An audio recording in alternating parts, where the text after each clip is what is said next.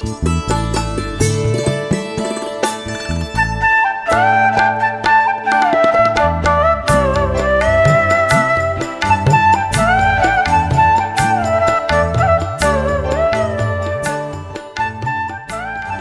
तो यहाँ रखना भी नहीं। मंत्री ने भी कहा कि ऐसा नहीं हो सकता है, अंजना ऐसी नहीं है, आप थोड़ा विचार कीजिए। अरे बोली तुम नहीं समझते हो, इसको तो यहाँ से बाहर करो। तो फिर बीच का रास्ता निकाला। प्रहलाद राजा ने कहा कि भाई ठीक है, ऐसा करो, इसे और कहीं मत भेजो, इसके पियर भेजो, वहां रहेगी, बात दब जाएगी, तब तक पवनंजय आ जाएगा, तब जो होगा देखेंगे। तो उन्होंने कहा ठीक है, इसको रथ में बैठा करके महेंद्रपुर भेजा। लेकिन क्या होता है, महेंद्रपुर नगर के बाहर पहुंचते ही शाम पड़ती है, और शाम को रात को कहां जाए। अंजना और वो जो रथ वाला भी था वो भी नगर के बाहर उतार के चला गया। किसी ऐसी व्यक्ति को कहां उसके महल तक ले जाना, बाहर उतार दिया उसने तो नगर के बाहर। ठीक है, अब आप चले जाना, हम जाते हैं। अरे शाम का टाइम है, बाहर अकेले छोड़ा जाता है क्या अकेली स्त्रियों को? क्या ऐसा करना चाहिए? अंजना सुंदरी तो एक धर्म परायण महासती थी। उन्होंने कहा किसका दोष है इसमें, कोई बात नहीं। वो बाहर ही रह जाते हैं, एक वृक्ष के नीचे आश्रय लेते हैं और सुबह उठकर अपने महल की ओर जाते हैं। लेकिन महल की ओर गए तो वहां भी हालत क्या है। सामान्य आप देखो कि बेटी यदि ससुराल जाकर के कुछ पाप भी करे, गलत काम भी करे, खुद को कलंकित कर ले, दाग लगा दे और वहां से उसको उसकी बेइज्जती करके उसको बाहर कर दे, तो भी उसका पियर उसका आसरा होता है। माँ तो माँ होती है, माँ बाप भाई ऐसी बेटी को भी रख लेंगे। लेकिन अंजना सुंदरी का कर्मोदय तो देखिए, वो तो बिल्कुल सती थी, निर्दोष थी। उस वक्त उसको गर्भावस्था के अंदर ऐसी स्थिति में हनुमान जी का जीव पेट में, और ऐसी स्थिति में निकाल दिया सासू ने। और वहां उसका पिता महेंद्र राजा वो एकदम, अरे निकल जा यहां से, इसको कौन लाया इस पापी कलंकिनी को, इसका तो मुंह भी नहीं देखना। और उसका भाई प्रसन्न कीर्ति वो तो और बेटा बाप से भी बढ़ करके निकला। वो भी कहता है कि इसको तो रखना ही नहीं है घर में। अपने को सबको मालूम है कि जीजाजी को इसको देखते भी नहीं थे, तो ये पेट में पाप किसका लेके आई। ठीक है भाई, उसको वहां से भी बाहर किया, और बाहर किया उतना ही नहीं, उधर सासू और इधर पिता ये दोनों परम दुश्मन बन गए। उधर ससुर जी को और इधर माँ को इतना रोष नहीं था, मगर पिता और भाई तो इतना गुस्सा हो गए और आसपास के राजा को भी कह दिया कि मेरी बेटी आए तो तुम्हारे नगर में मत रखना। अब जहां भी जाए वहां उसको उपेक्षा मिले, वहां उसको धुतकार मिलता है। और उसने कहा कि अब कहीं नहीं जाना है। वसंत तिलका से कहती है अपन तो चलो जंगल की ओर। जंगल की ओर चले जाते हैं। उसके साथ वसंत तिलका है, पेट में बच्चा है, उसके पूरे दिन जा रहे हैं। हनुमान जी का जीव पेट में है और दोनों अकेली जंगलों के अंदर राज महलों की रानी, और उसकी हालत हो गई थी भिखारन से भी ज्यादा बदतर। पैरों में कुछ नहीं, पैरों में चीरे पड़ रहे हैं, पैरों में से खून निकल रहा है, धरती भी नीचे की जमीन भी लाल होती जा रही है, और ऐसे नंगे रक्त रंजित पैर से अंजना सुंदरी जंगलों में जा रही है। लेकिन देखो, जब तक कर्म जीव को परेशान करते हैं, उसका जब तक साया रहता है तब तक ये परेशानियां रहती है। जीवन में सुख और दुख ये जीवन में आते जाते रहते हैं। कभी दुख आता है, कभी सुख आता है, कभी अच्छे दिन आते हैं, कभी बुरे दिन आते हैं। अंजना सुंदरी के पूर्व भव के बांधे हुए कुछ कर्म थे, उन कर्मों की वजह से उसको ये सब तकलीफें आई थी। और जैसे ही वो एक जंगल में गई, वहां उसने एक भयानक बियाबान जंगल, और बोला हम तो यहीं अब टाइम निकालेंगे। और इतने में उन्होंने आकाश में से उतरते हुए एक गुरु भगवान को देखा, और वहां आकर के दूर से देखा और आकर के ध्यान में लग गए। अंजना सुंदरी उनके पास, वसंत तिलका भी, दोनों ने सोचा वहां चलो। और वैसे भी दोनों परम श्राविका हैं, अरे गुरु भगवंत हैं, चलो उनके दर्शन कर लेते हैं। महाराज साहिब के पास, गुरु महाराज के पास दोनों चले गए। अंजना सुंदरी और वसंत तिलका ने वंदन किए और उनके पास बैठ गए। उन्होंने भी धर्म लाभ दिया। अंजना सुंदरी तो बैठी है मौन, लेकिन वसंत तिलका ने फिर सब बातें बता दी कि गुरुदेव ऐसी ऐसी स्थिति है, हम यहाँ से आए हैं, यहाँ जा रहे हैं, ये सारी बात बताई। लेकिन मुझे समझ में नहीं आ रहा है कि मेरी सखी का कौन सा पापोदय है, किस वजह से इसको ये तकलीफें आ रही है। उसका उन्होंने फिर गुरुदेव ने, ज्ञानी गुरु ने जवाब दिया कि ये सब बहन, ये सब पूर्व कर्मों का दोष है, अभी का नहीं है, पूर्व कर्मों का है। और उसका पूर्व भाव बताते हैं, क्योंकि वो ज्ञानी थे इसलिए उन्होंने अमित गति नाम के आचार्य गुरु भगवान थे, तो अमित गति आचार्य भगवान ने उनको उनका पूर्व भाव बताया। अंजना सुंदरी का पूर्व भाव कि कनकपुर नगर में एक राजा थे, कनक रथ नाम के, और उनकी 2 पत्नियां, कंकोदरी और लक्ष्मीवती। अब 2 पत्नियां होगी, वहां तकलीफें खड़ी होनी ही है। इसलिए तो एक कहावत पड़ गई है, बहु वणिज बहु बेटियां और 2 नारी भरथार। बहु वणिज यानी जिसका व्यापार बहुत ज्यादा हो, और 2 नारी भरथार, और बहु बेटियां मतलब बहुत सारी बेटियां हो जिसको। और फिर तीसरी बात तो की 2 नारी भरथार, 2 पत्नियों का पति। तो कहा कि उसको क्या है मारना, मार रहा किरतार, उसको तो भगवान मार रहा है, क्या मारना उसको, बेचारा वो दया के पात्र है। वो तो वैसे ही दुखी है, क्योंकि एक बार ऐसा हुआ था कि एक चोर चोरी करने गया था एक शेठ के घर, और उस शेठ की 2 पत्नियां थी। एक नीचे रहती थी, एक ऊपर रहती थी। शेठ ने वारे डाल रखे थे, एक दिन नीचे और एक दिन ऊपर। अब शेठ रात को आया, चोर चोरी करने को गया। वो वहां देखा तो इतने में शेठ आया और शेठ को एकदम नीचे जा रहा था। लेकिन उसको याद आया कि नीचे तो मैं कल रहा था, तो आज ऊपर का वारा है, तो ऊपर जाने लगा। नीचे वाली उसको चीख रही है, अरे नहीं नहीं नहीं, अब यहां आ गए हो तो यही सही। ऊपर वाली कहती है कि नहीं, आज नंबर मेरे यहां का है, तो मेरे यहां ही। और बेचारा सीढ़ी के ऊपर खड़ा है, नीचे से एक टांग खींच रही है, ऊपर से वो हाथ खींच रही है। अब ये दृश्य देखने में चोर को भी कुछ मजा आ गया, चलो देखो तो सही, और चोरी वोरी तो दूर रही। रात भर उनका यही दृश्य चलता रहा, और शेठ तो बेचारा ऐसा परेशान हो गया, इधर वो नीचे से टांग पकड़ रही है और उधर ऊपर हाथ पकड़ रखा है। वो बोले हरगिज नहीं जाओगे। ऊपर वाली कहती है नीचे नहीं जाने दूंगी आज तो। शेठ बेचारा अंदर उसको कहता है कि तू मान जा, तो कि नहीं। फिर उसको कहता है कि तू मान जा, आज तो मुझको वहां जाने दे, तो कहती है कि नहीं, आज तो मेरा नंबर है, मेरे यहाँ आने का है, और वहां तो जाना ही नहीं, मेरे यहाँ आओ कि नहीं आओ। ये ईर्ष्या बहुत खतरनाक होती है। मैंने कहा था आपको एक बार कि यदि देवरानी जेठानी में एक गहने जाएंगे तो गए, उसका रंज नहीं होगा, लेकिन उसके दूसरी के क्यों नहीं गए, मेरे गए उसके क्यों नहीं गए। ये ईर्ष्या, जेलसी एक बहुत खतरनाक चीज होती है, और इसी वजह से वहां भी झगड़े चले। चोर तो रात भर देखता रहा, उसमें पकड़ा गया चोर। उस चोर को राजा के पास हाजिर किया गया। राजा ने पूछा तुम गए थे, तो कि हाँ मैं गया था, लेकिन चोरी तो मैंने नहीं की थी। चोरी नहीं की, हाँ गया था चोरी करने। तो राजा ने कहा ठीक है, सजा मिलेगी। तो कि महाराज जो भी सजा देना दे देना, लेकिन 2 पत्नियों का पति बनने की सजा मत देना, 2 पत्नी का पति बनने की सजा मत देना। पूछा क्यों? तो रात को दृश्य देखा, नाटक देखा, और उसी में पकड़ा गया। जहां 2 पत्नियां होती है वहां मामला, यहां भी यही हाल। अब ये 2 पत्नियां थी राजा कनक रथ की, कंकोदरी और लक्ष्मीवती। और इसमें लक्ष्मीवती बहुत धार्मिक व्यक्ति थी, परमात्मा की परम भक्त थी। उसने घर मंदिर बना रखा था, उसने रत्न की जिनेश्वर परमात्मा की प्रतिमा बना रखी थी। रोज सुबह शाम भक्ति करती, आसपास के कई महिला पुरुष वगैरह आते हैं, और उसकी वजह से उसकी प्रशंसा वगैरह बहुत होने लगी। और एक की प्रशंसा दूसरे के लिए तकलीफदायक हो जाती है। इधर इसकी प्रशंसा हुई लक्ष्मीवती की, तो कंकोदरी को ये बुरा लगा, उसकी ईर्ष्या करने लगी। वो ईर्ष्या करने लगी तो उसने कहा कि इस मूर्ति की वजह से हो रहा है, लाओ। एक दिन ला करके उसने वो मूर्ति को उठा ली और लेके गांव के बाहर गई और उकरडे में डाला। उकरडे में डाल करके वापस कुछ ऊपर कचरे से दबा रही थी कि एक साध्वी जी, जयश्री नाम के कोई साध्वी जी उधर से निकल रहे थे, तो उन्होंने देख लिया। तो उन्होंने इस कंकोदरी को समझाया कि बहन ये क्या कर रही हो, कितना भयंकर कर्म किया तूने, 3 लोक के नाथ तीर्थंकर परमात्मा, और तूने इनको इस कूड़े कचरे के अंदर डाल दिया। ये कर्म तुझे कितने बहुत तक भुगतने पड़ेंगे। उसको समझाया तो उसको लगा एकदम कि अरे वाकई में मैंने गलती की। तो कंकोदरी ने वापस वो मूर्ति निकाल दी, और निकाल करके वापस उसके साथ में एक सखी थी उसकी मदद से उसने ऐसा किया था। तो सखी ने भी उसको सपोर्ट किया था उसके उस काम में, और उस सखी को लेकर के वापस गई, और उसने वापस वो मूर्ति, और उसको इतना दुख हुआ कि वापस लक्ष्मीवती से भी क्षमा याचना की। दूसरे दिन वापस वो साध्वी जी के पास गए, राजा वगैरह, वापस क्षमा याचना की, अपने पाप का प्रायश्चित भी किया, तो उससे वो पाप बहुत हल्का हो गया।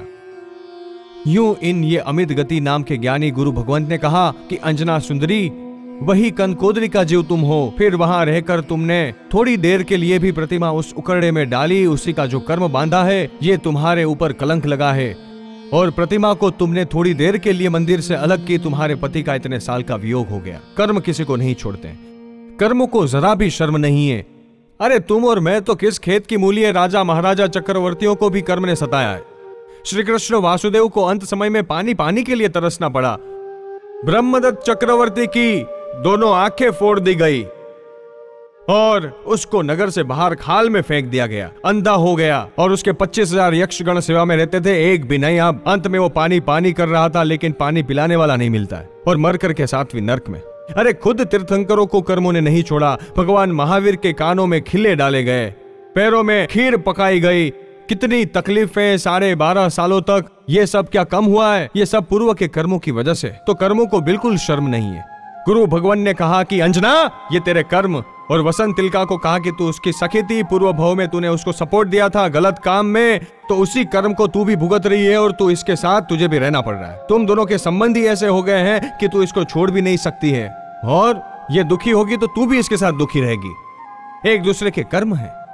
किसी एक के घर के अंदर ऐसी संतान पैदा हो जाए कि भाई बिल्कुल, यानी कि घर के अंदर जिंदा लाश है, और ऐसे हमने कई देखे कि जिंदा लाश पड़ी है, बस कान है लेकिन सुन नहीं सकते, आंखें है लेकिन देख नहीं सकते, जुबान है, मुंह है लेकिन बोल नहीं सकते, हाथ पैर है लेकिन कुछ काम नहीं कर रहे हैं, पड़ी है घर में जिंदा लाश। अब इसको अपन कहते हैं कि इस बच्चे का पूर्व का कोई कर्म है, लेकिन मैं कहता हूं कि पूर्व का बांधा कर्म क्या बच्चे का ही है? उसके माँ बाप का नहीं है। उसके माँ बाप का भी तो कर्म है, बच्चे का तो है ही जिसकी ऐसी स्थिति है, लेकिन उसके माँ और बाप वो भी परवश हो गए, उनका भी, उनकी सारी स्वतंत्रता खत्म हो गई, और उस बच्चे के साथ साथ उसके माता पिता भी पूर्व में कुछ ऐसे होंगे। तो अंजना सुंदरी ने कर्म किया और उसकी सखी ने उसको सपोर्ट दिया, और वो इधर इसकी सखी बनती है। उसके बाद वसंत तिलका ने पूछा कि इसके पेट में जो बालक है वो उसका भावी क्या है, तो उन्होंने उसका भी बताया कि ये बहुत पुण्यात्मा जीव है। उसके 4 भाव बताए, अंजना सुंदरी के उस बालक के, हनुमान जी के, कि हनुमान जी का पूर्व मंदर नाम का एक नगर, और उस नगर के अंदर प्रियनंदी नाम का वणिक, और उसकी जया नाम की पत्नी से दमयंत नाम का एक पुत्र होता है, और ये दमयंत बड़ा होता है और जैन गुरु भगवान के सानिध्य में आकर के जैन धर्म स्वीकार करता है। जैन धर्म स्वीकार करता है, जैन धर्म में उसे श्रद्धा होती है। वहां से मरकर ईशान नामक दूसरे देवलोक में जाता है। वहां से आकर के फिर एक राजा का राजकुमार बनता है, और वो मृगांक पुत्र नगर के राजा वीरचंद्र का पुत्र सिंहचंद्र नाम का राजा बनता है। ये राजकुमार फिर अंत में दीक्षा लेता है। दीक्षा लेकर के फिर देवलोक में गया। फिर देवलोक में से आकर विमलनाथ भगवान का शासन चल रहा होता है। तब सुकंठ नाम के राजा का सिंहवाहन नाम का पुत्र बनता है, और सिंहवन राजा बहुत समय तक राज्य चलाते हैं। और अंत में ये भी कोई गुरु भगवंत लक्ष्मीधर नाम के गुरु भगवंत के पास दीक्षा लेता है, और फिर दीक्षा लेकर के लातंक नाम के 6ठे देवलोक में देव बनता है। और अब वो देव चौ करके अंजना के पेट में है, और ये जीव मोक्षगामी जीव है। इसी भव में मोक्ष में जाएगा, पराक्रमी बनेगा, और इसका नाम चारों दिशाओं में फैलेगा। ये पुण्य का प्रभाव, धर्म का प्रभाव, कि देव भी अपने यहाँ कहते हैं ना कि देवा वित्तम नमम संति। धर्म की व्याख्या बताई, अहिंसा संयमो तपो, धम्मो मंगल मुक्किठम अहिंसा संयमो तपो, देवा वित्तम नमम संति चस धम्मे सयामणो। धर्म यही है, क्या है? अहिंसा है, संयम और तप है। और ये 3 धर्म की त्रिवेणी जिसके अंदर है, उसको आप और हम तो क्या, देवलोक के देवता भी नमन करते हैं। देखो अंजना सुंदरी के इस शील के प्रभाव से, इसके सतीत्व के प्रभाव से, भले दोनों अकेली है, इनका कोई आसरा नहीं है अभी दुनिया में। ऊपर आकाश है, नीचे धरती है। सासू ने निकाला बेइज्जत करके, लेकिन माँ ने, बाप ने भी नहीं रखा, सगे भाई ने भी घर से निकाल दिया। कैसी हालत हो गई होगी उनकी, कल्पना करने जैसी बात है। कितनी भी खराब बेटी होगी तो भी उनके माँ बाप तो उसे रख लेंगे, उसका भाई तो उसे रख लेगा, भाई नहीं रखेगा तो माँ रख लेगी। लेकिन यहाँ तो माँ बाप ने नहीं, किसी ने नहीं, अपने कर्मों के बल पर चली जा रही है। तो देव सानिध्य मिला, तो देव आ गए। शेर आया तो शेर को भगाने के लिए देव आ गए। अब इनसे कह दिया कि तुम आराम से रहो। अब ये यहाँ पर रह रहे हैं, दिन पूरे हो रहे हैं, एकदम नजदीक का दिन आता है, और इसी में एक दिन इस पुत्र का जन्म होता है। हनुमान जी का जन्म हुआ। हनुमान जी का जब जन्म हो रहा है तो चारों तरफ एकदम सुगंधित वातावरण फैला। पुण्यशाली जीव, पुण्य का प्रभाव, वायु भी सुगंधित चारों तरफ से फैलने लगी। ऐसा उस जंगल का खुशनुमा वातावरण हो गया। लेकिन जन्म के बाद उस बच्चे को गोद में लेकर के अंजना सुंदरी को याद आया क्यों हो, ये बच्चा तो कितना पराक्रमी और पुण्यशाली जीव होने वाला है, मोक्षगामी जीव है, लेकिन अभी तो इसका कैसा पाप का उदय कि महल का राजा बनने वाला आज जंगल के अंदर जन्म ले रहा है। और ये सोच करके उसे जोर जोर से रोना आ गया। गुफा के बाहर आके बैठी अंजना सुंदरी हनुमान को गोद में लेकर के दहाड़ मार करके रोने लग जाती है कि बेटा, मैं कितनी अभागन हूं कि तेरा जन्मोत्सव तक नहीं कर सकी हूं। आज तू एक राजा का राजपुत्र है, और यदि नगर में राजमहल में तेरा जन्म होता तो पूरा राज्य खुशियां मनाता, और यहाँ तो तेरी खुशियां मनाने वाला कोई नहीं है और मुझे रोना पड़ रहा है। इस प्रकार से रो रही है, लेकिन उसी वक्त देखो ऊपर से कोई एक विद्याधर जा रहा था। उसने विद्याधर जा रहा था, उसने ऊपर से जाते वक्त ऊपर से देखा कि किसी महिला की रोने की आवाज आ रही है, तो वो एकदम नीचे उतरा और उतर करके तो ये वसंत तिलका उसके पास गई। परिचय नहीं है, अब बात क्या करे। प्रतिसूर्य नाम का विद्याधर खेचर था, और प्रतिसूर्य मतलब कौन था, तो कि अंजना सुंदरी का मामा। ये अंजना सुंदरी का मामा ही था। अरे बोले कि यहाँ कैसे, फिर उसने सब बातें बता दी। तो फिर वो अंजना सुंदरी के पास आया, बैठा, बोले कि तुम अब चिंता मत करो, जो होना था वो हो गया, अब चलो मेरे विमान में बैठो और मेरे साथ मेरे नगर में रहना। हनुपुर नगर था, उसका सारा परिचय दिया कि बेटा, हनुपुर नगर के राजा चित्रभानु और महारानी सुंदरी माला का मैं पुत्र प्रतिसूर्य तेरा सगा मामा ही हूँ, ये सब परिचय दिया और बिठाया उसको विमान के अंदर। बोले चलो मेरे नगर में चलो और मेरे यहाँ रहना, जब तक तेरे पति पवनंजय यहाँ नहीं आए, किसी को पता नहीं चले, तब तक मेरे यहाँ खुशी से रहना। अब तू यहाँ मत रहे। तो उसको ले जाता है साथ में। तेरे पति पवनंजय यहाँ नहीं आए, किसी को नहीं पता चलेगा, तो अब यहाँ मत रहे, और उसको ले जाता है साथ में। विमान में बिठाया, विमान उड़ता है और हनुमान को देखा, जन्मता ही हनुमान, छोटा सा बालक, और उसने उसके लिए घुघरे विमान में लगा रखे थे, अच्छे अच्छे सुंदर, क्योंकि वो भी राजा था, राजाओं का विमान था, कमी क्या रहती है। तो घुघरे देख करके, खिलौने देख करके खेलने के लिए उछलता है वो बालक हनुमान, और उछलने में नीचे गिरा। और रावण का अपन ने सुना था कि रावण ने जन्मते ही 9 सिरे हार को उठा लिया था, जिसको कितने ही यक्ष देव सेवा कर रहे थे, कोई उठा भी नहीं सकता था, और उठा के धारण कर लिया। और वो 9 मणि थे, और 9 में ही उसका चेहरा दिखने लगा, तो रावण का नाम दशानन पड़ गया। बाद में रोया था तो रावण पड़ गया। और इसी तरह से हनुमान जी का नाम हनुमान क्यों पड़ा, तो कि हनुपुर ले गए इसलिए। लेकिन यहाँ शिला पर गिरे और शिला का चूरा हुआ, तो कि क्यों, तो कि चरम शरीरी जीव, इनका शरीर वज्र जैसा होता है। वज्र जैसा यानी इतना मजबूत, ये तुम्हारे घर वगैरह भी, हथौड़े वगैरह भी कुछ काम के नहीं, इनका भी चूरा हो जाए, इतना मजबूत शरीर होता है। और इसी मजबूत शरीर से ही ऐसी साधना कर सकते हैं कि मोक्ष में जा सके। तो जन्मते ही उस जीव का पुण्य भी देखो, शरीर का बल कि नीचे गिरते हैं तो शीला का चूरा हो गया। बालक खेल रहा है, कुछ नहीं, उस बालक को उठाया, बिठाया और वापस विमान में उड़ गए। अंजना सुंदरी को बताया कि देखो, अरे इसको तो कुछ नहीं हुआ, लेकिन जहाँ गिरा वहां तकलीफ हो गई, वो शिला के टुकड़े हो गए। हनुपुर आते हैं। हनुपुर नगर के अंदर ये प्रतिसूर्य राजा अपने नगर के अंदर अपने राज्य में रखता है। अब इस अंजना सुंदरी के पुण्य के प्रभाव से हनुपुर नाम का नगर और राज्य की वृद्धि होती है, सुख समृद्धि बढ़ने लगती है और चारों तरफ खुशहाली छा जाती है। इसमें इन दोनों माँ बेटे का पुण्य काम कर जाता है।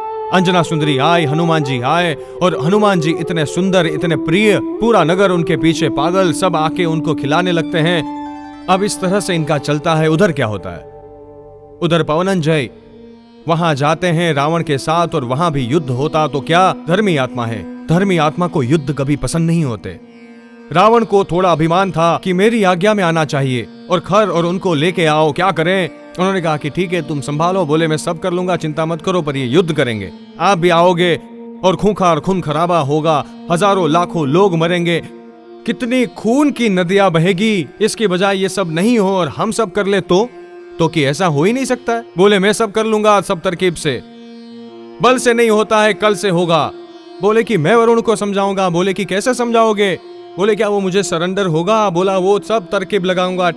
ठीक है, तो उसको भेजा, उसने ऐसी तरकीब लगाई पवनंजय ने, वरुण को समझा दिया कि भाई रावण आएगा, खूंखार युद्ध होंगे, तो क्या हम घबराते हैं उससे। बोले तुम भी पराक्रमी हो, उसकी तारीफ भी कर दी। ऐसी उसने चाल चली, चालाकी करी, उसको कोई गलत नहीं, अच्छे के लिए, धर्म उद्देश्य की।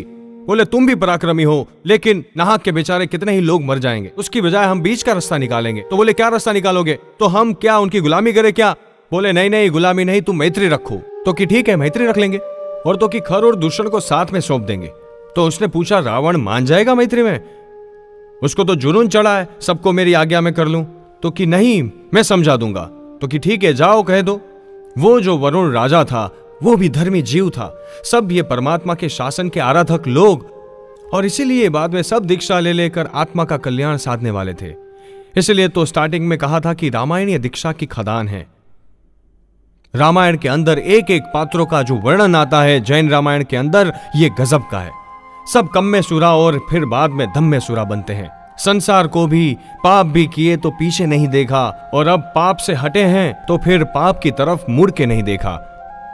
जब धर्म आराधना के अंदर भी ऐसे डूब गए कि संसार को भी याद नहीं किया, ये कम्मे सूरा और धम्मे सूरा दोनों बने। तो उसने वरुण को समझाया, रावण को समझा दिया और दोनों की मैत्री करवा दी। खर दूषण को छुड़वा दिया। रावण को वो हो गया, बस पवनंजय अपना काम करके थोड़े दिन लगे और ये सारा काम निपटा के फिर अपने घर। लेकिन वहां जाते तो नजारा बदल गया। बड़े ही अंदर में अरमान थे कि जाते ही अंजना से मिलूंगा, अंजना से मिलूंगा। लेकिन घर में ये हालत देखी तो वहां झटका लगता है। वहां से एकदम अंजना की शोध के लिए निकलते हैं पवनंजय। चारों तरफ ये दोनों भटकते हैं, अंजना अंजना अंजना। पागल हो जाता है पवनंजय तो, क्योंकि अब तो उसको लगा कि मेरी ही गलती है। मैंने 22 साल तक उसको तड़पाया और बाद में ऐसा हुआ। आसपास के लोगों ने बताया कि उसको तो कलंक दे दिया। तो फिर पवनंजय तो उसके ससुराल जाता है, मतलब अंजना के पियर। उसको लगा कि वो शायद वहां होगी, लेकिन वहां भी नहीं। वहां भी सबने बताया कि ऐसा हो गया। उसको और ज्यादा दुख होता है कि अरे माँ बाप ने भी उस बेचारी को नहीं रखा, उसकी क्या हालत हो रही होगी। चारों तरफ जंगलों में भटकता है पागलों की तरह।